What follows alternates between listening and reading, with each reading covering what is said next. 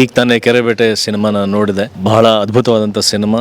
ಇಡೀ ತಂಡಕ್ಕೆ ನನ್ನ ಕಡೆಯಿಂದ ಕಾಂಗ್ರ್ಯಾಚುಲೇಟ್ ಮಾಡೋಕ್ಕೆ ಇಷ್ಟಪಡ್ತೀನಿ. ಬಿಕಾಸ್ ಒಂದು ಅದ್ಭುತವಾದಂಥ ಕಂಟೆಂಟ್ ಆ್ಯಂಡ್ ಗಟ್ಸ್ ಬೇಕು ಒಂದು ಪ್ರಯತ್ನ ಈ ಥರದ್ದು ಒಂದು ಸಿನಿಮಾ ಮಾಡೋದಕ್ಕೆ. ಸಿನಿಮಾ ನೋಡಬೇಕಾದ್ರೆ ತಲೆನಲ್ಲಿ ಓಡ್ತಾ ಇದ್ದದೆ ಒಬ್ಬ ನಿರ್ದೇಶಕನಿಗೆ, ಒಬ್ಬ ನಿರ್ಮಾಪಕನಿಗೆ, ಒಬ್ಬ ನಟನಿಗೆ. ಅಂದರೆ ಈ ಕಥೆ ನಾವು ತೆರೆ ಮೇಲೆ ಇವಾಗ ನೋಡ್ತೀವಿ, ತೆರೆ ಮೇಲೆ ನೋಡೋಕ್ಕೂ ಮುಂಚೆ ಅದ್ರದ್ದು ಎಕ್ಸಿಕ್ಯೂಷನ್ ಹೇಗೆ ಬರುತ್ತೆ, ಅದರದ್ದೊಂದು ಬಿಲೀಫ್, ಅದರದ್ದೊಂದು ಕಾನ್ಫಿಡೆನ್ಸ್ ಇದೆಯಲ್ಲ, ಅದನ್ನು ಮೆಚ್ಚಬೇಕಾಗಿರ್ತಕ್ಕಂಥ ವಿಷಯ. ಇದನ್ನು ನಾವು ಕಂಟೆಂಟ್ ತೊಗೊಂಬಂದು ಸ್ಕ್ರೀನಲ್ಲಿ ಪ್ರೆಸೆಂಟ್ ಮಾಡಿ ಈ ಥರದ್ದೊಂದು ಪ್ರಯತ್ನ ಮಾಡ್ತೀವಿ ಅಂತ ಒಂದು ಸಾಹಸ ಮಾಡೋದಿದೆಯಲ್ಲ, ಆ ಸಾಹಸಕ್ಕೆ ಮೊದಲನೇ ಮೆಚ್ಚುಗೆ.